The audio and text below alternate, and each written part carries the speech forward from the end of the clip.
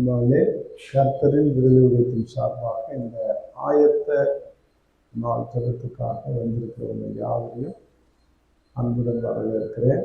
இன்றைய நாளிலும் ஆண்டவர் நம்மோடு இடைபெறுகிற வேத பகுதி என்னவென்றால் லூக்கா எழுதின சுவிசேஷம் 12ஆம் அதிகாரம் 40வது வசனம் இப்படியாக சொல்கிறது.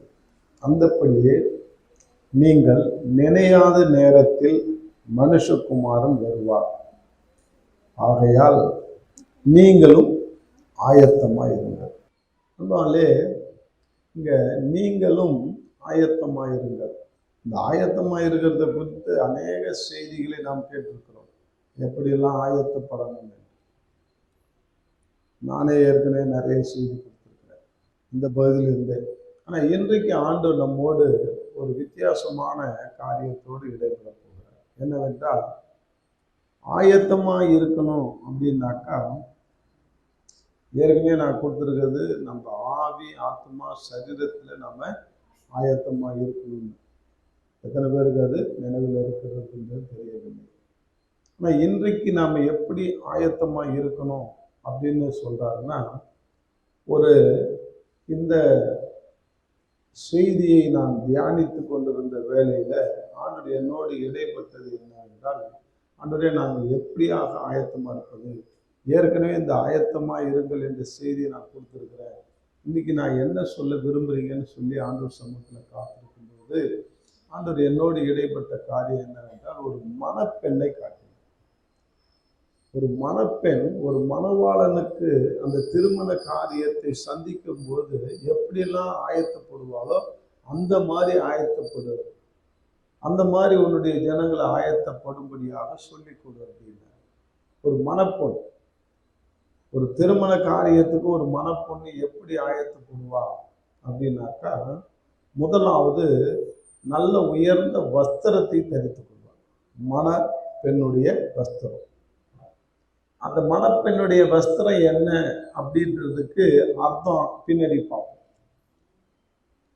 அடுத்தது முதல் வஸ்திரத்தை தரித்துக் கொள்வாள். ரெண்டாவது அவள் அணிகலன்கள், என்னது நகைகள், அதை தரித்துக் கொள்வாள். ஏன்னா ஸ்பெஷலா தெரியணும் மணப்பொண்ணுக்கும் மற்ற பொண்ணுக்கும் உள்ள வித்தியாசம் எதுல காட்டுவாங்க அப்படின்னாக்கா, அவருடைய ஆடைகளிலும் அவருடைய அணிகலத்திலும் காட்டுவாங்க.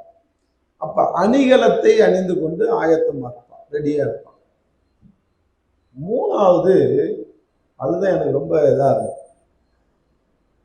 மூன்றாவது எதுல ஆயத்தமா இருக்கணும் அப்படின்னாக்கா, அதனாலே இன்னைக்கு யூத கலாச்சாரத்தின்படி அவர்கள் நிச்சயதார்த்தம் போடும் பொழுது அவங்க என்ன செய்வாங்களாம், அவர்களுக்கு ஒரு புத்தகத்தை கொடுப்பாங்க. மணப்பொண்ணுக்கு புத்தகத்தை கொடுப்பாங்க. அடுத்தது வெள்ளிக்காசு, 10 வெள்ளிக்காசு கொடுப்பாங்க.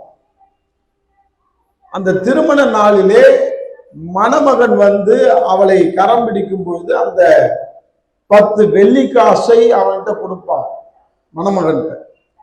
அதுக்கப்புறம் அவர் என்ன செய்வாரு, 40 வெள்ளிக்காசை கொடுத்து மொத்தம் 50 வெள்ளிக்காசாக அந்த மணப்பெண்ணிட்ட கொடுத்துதான் அவர் திருமணத்தை முடிப்பார்.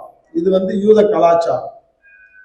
அந்த 10 வெள்ளிக்காசுக்கு என்ன அர்த்தம் அப்படின்னாக்கா, அவளுடைய கற்பு நெறியதான் அர்த்தம். அவள் அந்த திருமண நாள் நிச்சயதார்த்தம் போட்டு திருமணத்தை எப்ப வைப்பாங்கன்னாக்கா, குறைந்தது 10 மாசத்துக்கு பிறகுதான் வைப்பாங்க. 10 மாசத்துக்கு உள்ளார வைக்க மாட்டாங்க. ஏன்னா அவள் கற்புள்ளவளா இல்லையா என்பதை காண்பதற்காக அந்த மாதிரி செய்வாங்க. அப்ப திருமணத்திற்கு முன்பாக அவள் எந்த விதத்திலும் தன்னுடைய பரிசுத்தத்தை இழந்து போயிடக்கூடாது. அதனால அதுக்கு அடையாளமாக இந்த 10 வெள்ளிக்காசை கொடுப்பார், பரிசுத்தத்திற்கு அடையாளமாக. அதனால இந்த 10 வெள்ளிக்காசு, ஒரு வெள்ளிக்காசு தொலைந்தாலும் திருமணத்துக்கு எலிஜிபிலிட்டி கிடையாது. மணமகன் என்ன செய்ய மாட்டான், திருமணம் பண்ணிக்க மாட்டான். அப்ப அந்த 10 வெள்ளிக்காசு அவ பத்திரமாக பாதுகாத்துக் கொள்ள வேண்டும். என்னவா? அப்ப இதுல இருந்து என்ன அர்த்தம் இருக்கிறது என்றால், அவருடைய பரிசுத்தத்தை அவள் பத்திரமாக காத்துக்கொள்ள வேண்டும். அவருடைய கற்பு நெறிகளை அவள் பரிசுத்தமாக பயபக்தியோடு காத்துக்கொள்ள வேண்டும். அதுதான் ஆயத்தமாகிற ஒரு காரியம். அதனால இன்றைக்கு அப்படிப்பட்ட மனப்பொண்ணதான் ஆண்டவர் அவர் கல்யாணம் பண்ணுவாருன்னு வச்சுக்கோ.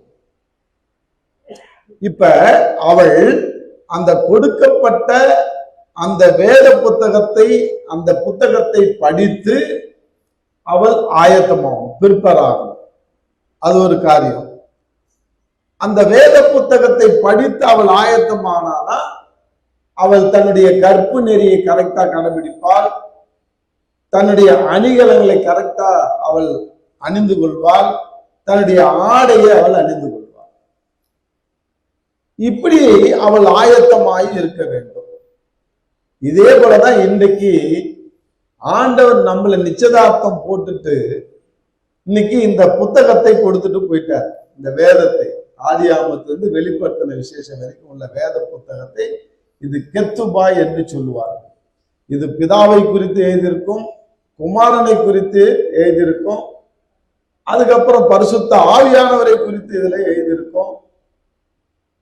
மணப்பெண்ணுக்கு என்னென்னலாம் பிடிக்குமோ அதை எனக்கு தெரியப்படுத்து என்று மணவாளன் எழுதியிருப்பார். இப்படி மணவாளனை குறித்த இந்த வேத புத்தகத்தை நாம் படித்து அவரை எதிர்கொள்வதற்கு ஆயத்தமாக இருக்க வேண்டும். இந்த ஆயத்தத்துல இவ்வளவு காரியங்கள் அடங்கி இருக்கிறது என்பதை நாம் பார்க்கிறோம். அன்பாலே இப்ப பரிசுத்த, அதாவது இந்த ட்ரெஸ் முதல் ஆயத்தம் என்னன்னாக்கா மணப்பெண்ணுடைய ஆடை அணிய வேண்டும், மணவாட்டினுடைய ஆடையை தரித்துக் கொள்ளுதல்.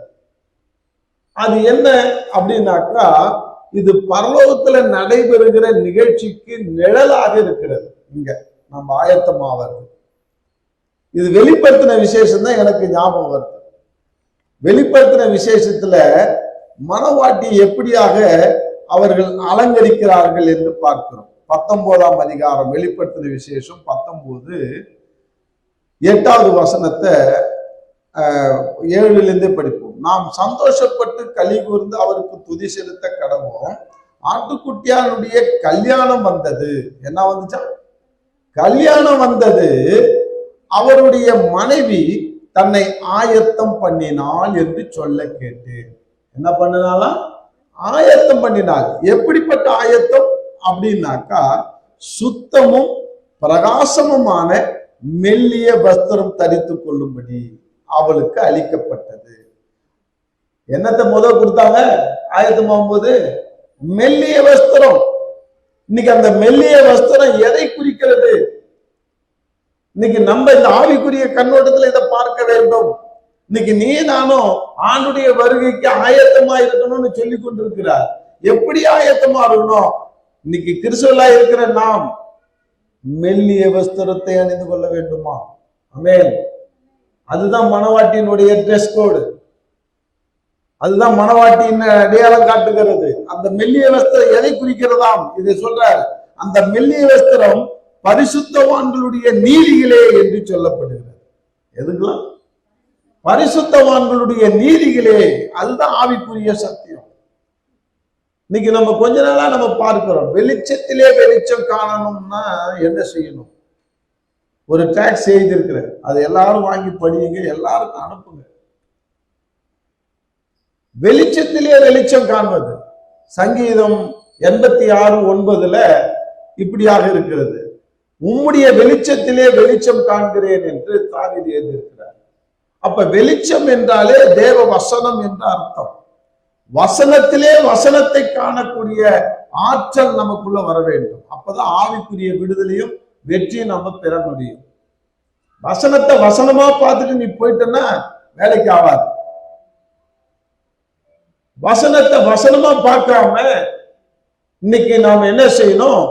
அதில் உள்ள மறைந்து கிடக்கிற வசனத்தை அல்ல மறைந்து கிடக்கிற சத்தியத்தை, மறைந்து கிடக்கிற உண்மையை நாம பார்க்க வேண்டும். இன்னைக்கு அதுதான் இன்னைக்கு நமக்கு கற்றுத்தராங்க. நான் ஏற்கனவே அதை சொல்லி கொடுத்துருக்கிறேன் அதிகாலை ஜபத்துல. இந்த இடத்துலயும் அதுதான் அப்ளிகபிள் ஆகும். இந்த மெல்லிய வஸ்திரம் என்பதற்கு என்ன அர்த்தம் அப்படின்னா, அந்த வசனத்தினுடைய ஆழமான சத்தியம் என்ன, அதுல புதைந்து கிடக்கிற வெளிச்சம் என்னன்னாக்கா, பரிசுத்தவான்களுடைய நீதிகளே. அந்த மெல்லிய வஸ்திரம் பரிசுத்தவான்களுடைய நீதிகளே. இதை குறித்து நான் ஏற்கனவே நமக்கு 1 மணி நேரம் செய்தியை நான் கொடுத்திருக்கிறேன். அந்த பரிசுத்தவான்களுடைய நீதி என்ன? ஒரு உதாரணத்துக்கு நான் ஒரு 4-5 பேரை சொல்றேன். வேதத்துல ஆபிரகாம் ஒரு பரிசுத்தவான். அவர் தான் ஆண்டவருக்கு முதல் தரமாக இஸ்ரவேல்ல வேர் பிரிச்ச முதல் மனிதர். ஆபிரகாமுடைய சந்ததிகள் தான் நாம் எல்லாம். இப்ப ஆபிரகாம் கிட்ட இருந்த என்ன நீதினா, விசுவாசம் தான் அவருக்கு நீதியாக எண்ணப்பட்டது. அவருடைய விசுவாசம் அவருக்கு நீதியாக எண்ணப்பட்டது. அப்ப விசுவாசம் என்ற வஸ்திரத்தை நாம் அணிந்து ஆயத்தமாய் இருக்க வேண்டும். இன்னைக்கு இக்காலத்து கிறிஸ்தவர்களுக்கு விசுவாசம் என்பது கொஞ்சம் என்ன இருக்குது, குறைவாக இருக்குது. விசுவாசத்துல 2 அம்சம் இருக்கு. அது உங்களுக்கு தெரிஞ்ச கதை தான். நம்பப்படுகிற உறுதி, காணப்படாத நிச்சயம், 2 சேர்ந்தது தான் விசுவாசம். இன்னைக்கு நிறைய விசுவாசிகளை நான் பார்க்கிறேன். அவர்கள் மத்தியில ஒரு பகுதி காணப்படுகிறது, ஒரு பகுதி காணாமல் போகிறது. ஆனால் தான் இன்னைக்கு விசுவாசத்தை நம்ம குறைவுள்ளவர்களாக இருக்கிறோம், விசுவாசத்துல டல்லா இருக்கிறோம். அன்பால இந்த 2 காரியமும் நம்ம விசுவாசத்துல கிரியை செய்யணும். அதுல ஒரு பெரிய ஆழ்ந்த சத்தியம் இருக்கிறது. நம்பப்படுகிற உறுதியும் காணப்படாத நிச்சயம். நம்பப்படுகிற உறுதி நமக்குள்ளிருந்து வருகிற விசுவாசம். காணப்படாத நிச்சயம் என்பது ஆண்டவர்கிட்ட பரத்திலிருந்து வரக்கூடிய, அவரால் அனுப்பப்படுகிற அல்லது அவரால் ஊற்றப்படுகிற விசுவாசம். இந்த 2ம் ஒன்றரை கலந்தாதான் நமக்குள்ள உயிர் வருகிறது. எப்படி ஒரு ஆணும் பெண்ணும் சேர்ந்தா ஒரு ஜீவன் உருவாகுதோ அதே போலதான் இது. ஆண் வித்துக்கும் பெண் வித்தும் ஒன்றரை கலக்கும் போது எப்படி ஒரு உயிர் உண்டாகிறதோ அதே போல உனக்குள்ள ஒரு பெரிய அற்புதம் நடக்கணும்னா, அதிசயம் நடக்கணும்னா, உனக்குள்ள இருக்கிற விசுவாசம் ஊற்றெடுக்கணும். பரத்திலிருந்து வரக்கூடிய விசுவாசத்தை நீ ரிசீவ் பண்ணி 2ம் ஒன்றரை கலக்கும் போது அநேக அற்புதங்கள், அடையாளங்கள் உனக்கு நடக்கும். இந்த விசுவாசம் என்ற மெல்லிய வஸ்திரத்தை நாம் அணிந்து ஆயத்தமாக வேண்டும். இப்ப அநேக பரிசுத்தவான்கள் இருந்தார்கள் வேதத்துல. ஆதியாகமத்து வெளிப்படுத்தின விசேஷம் வரைக்கும் நிறைய பரிசுத்தவான்கள் இருக்கு. அவங்களுடைய நீதிகள் என்னென்னன்றதை நம்ம கண்டுபிடிக்கணும். அதெல்லாம் நீ நான் அணிந்து ஆயத்தமா இருக்கிறேன். இப்போ நான் ஒரு சில காரியத்தை உதாரணத்துக்கு சொல்லிட்டு இருக்கிறேன்.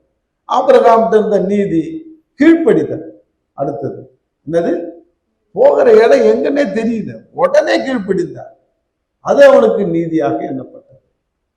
அவருடைய விசுவாசம் அவருக்கு நீதியாக எண்ணப்பட்டது. இப்ப யோசேப்புன்னு ஒருத்தர் இருந்தார். யோசேப்புக்கு எது நீதியாக எண்ணப்பட்டதுன்னா அவருடைய பரிசுத்தம். சான்ஸ் கிடைச்சும் பாவம் செய்யல, அது அவருக்கு நீதியாக எண்ணப்பட்டது. அடுத்தது என்னது பாத்தீங்கன்னா தெரியும், தானியேல். தானியேல் என்ற நீதிமன்றம் என்ன நீதியாக காணப்பட்டதுன்னா ஜெபம். உயிருக்கு பணைய வைத்தும் அவர்கிட்ட செய்யல, பயப்படல. எப்பயும் 3 வேளை தொழுகிற மாதிரி அவரு ஜெபித்தார் என்று பார்க்கிறோம். அப்ப இதெல்லாம் தான் உனக்கு எனக்கு மெல்லிய வஸ்திரமாக தரித்து கொள்ள வேண்டும். இன்னும் நிறைய அன்பு, ரூத்துக்கிட்ட பார்க்கிறோம். அன்பு, அதிக அன்பு, அதிக விசுவாசம், அதிக நீதி. அன்பாட்டு இப்படிப்பட்ட காரியங்களை நாம் மெல்லிய வஸ்திரங்களாக தரித்து கொள்ள வேண்டும். ஆயத்தமாய் தரித்து கொண்டு ஆயத்தமாக வேண்டும். அணிகலங்கள் அடுத்தது என்னது, இது மெல்லிய வஸ்திரம். அணிகலங்களை அணிகலங்களை அணிந்து கொண்டு ஆயத்தமாவது எப்படின்னாக்கா, அணிகலங்கள் என்னென்ன அப்படின்னாக்கா, ஜபம் நமக்கு ஒரு அணிகலமாக மாறுது. எது மாறுது? ஜபம். அப்ப நீ இந்த வேத வாசிப்பு, ஜபம், இதுதான் அணிகலமாக இருக்கிறது.